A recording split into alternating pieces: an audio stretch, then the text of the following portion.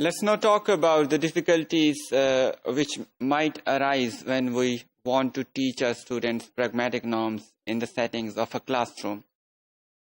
In short, we'll talk about, in general, what kind of difficulties could come in such a situations.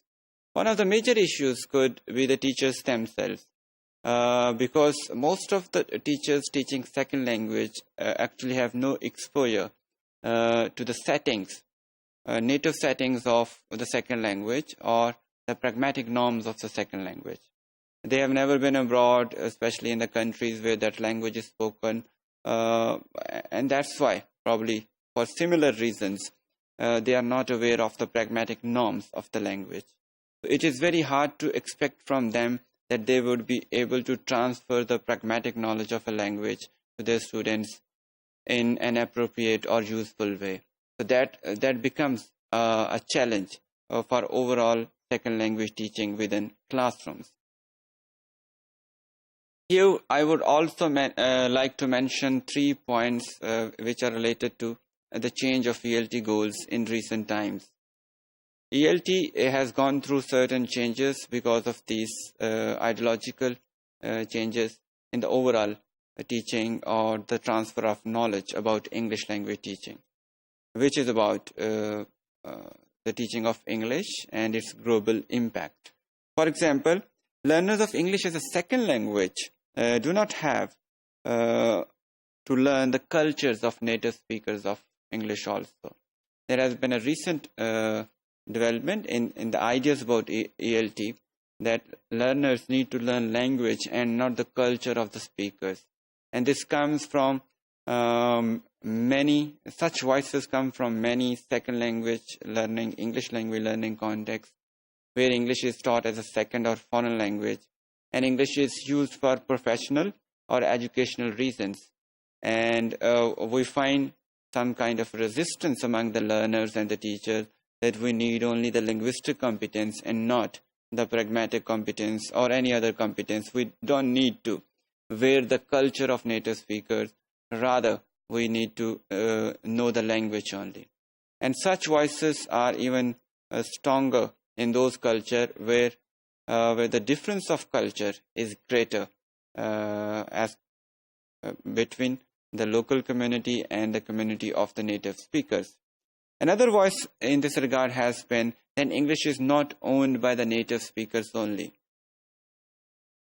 This means that there could be some, as English is taught in various parts of the world, and based on that, we could assume that it is no more owned by the native speakers only. Rather, the areas of the world where this has been taught for a long time, and it has become a part of the professional and academic life of the people, those areas have developed their own English. For example, we have a version of Pakistani English, Indian English, Singaporean English, and Malaysian English, and there are so many other, you could say, world Englishes in this regard. Therefore, some people argue that English is not owned by the native speakers only.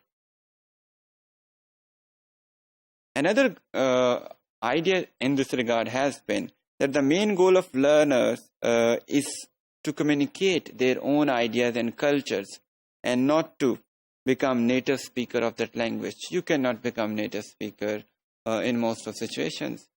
Therefore, learning a second language is actually is a kind of activity which focuses on enabling the learners to become proficient users of that language for their own reasons and not for becoming a cultural ape to the native speakers.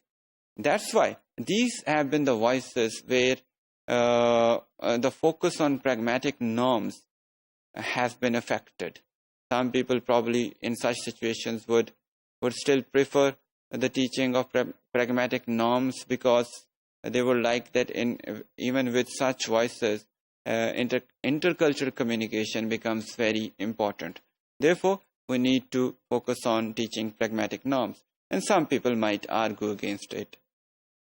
Some of the researchers emphasize on helping teachers and learners in terms of pragmatic knowledge of second language in order to avoid any kind of miscommunication in intercultural or cross-cultural communication situations.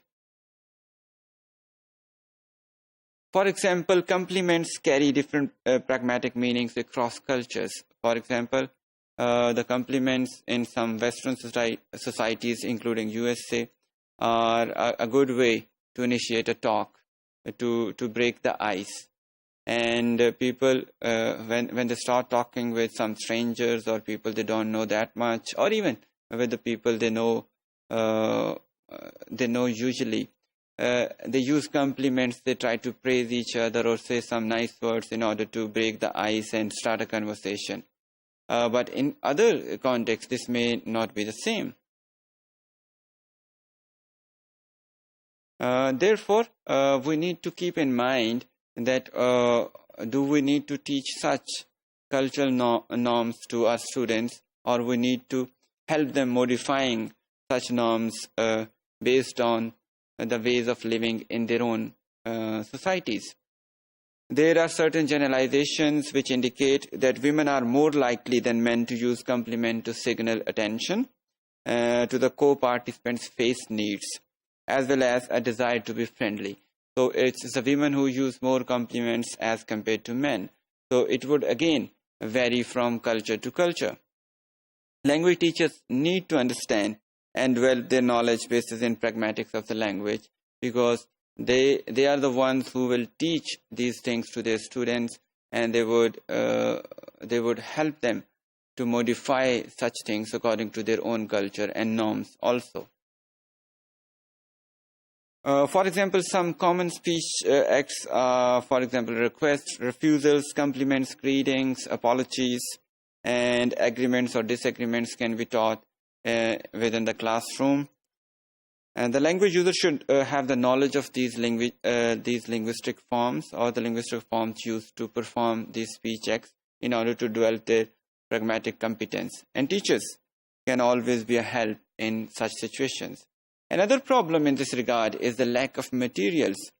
Textbook, dictionaries, videos, multimedia, and tests, which focus primarily on the pragmatic development of the students in second language. Even the videos which are shown in a classroom, they may not represent Alto culture in a thorough or clear way, because they are taken from, usually the videos shown in the classrooms are taken from various media talks, or they may be various movie scenes. They may not consist the actual real life situations, or certain things may be exaggerated or minimized on those videos. Therefore, there is always a danger with such materials that pragmatic norms may not be represented in a true spirit in such videos. And here again, the role of teachers become very important, that while showing videos or other materials to his or her students, he should be able to explain that to his or her students also. Another problem is the learners themselves, and that again is a very important problem, because in various L2 classrooms, learners come from multiple and different cultural backgrounds, and probably the cultural needs of every student would be different. In such situations, it would be very difficult for a teacher to develop a cohesive or develop a uniform strategy in order to develop the pragmatic knowledge or competence of his or her students. Therefore, though we can say that teaching pragmatic competence is very much possible in classroom settings, still it may become very challenging in certain contextual settings.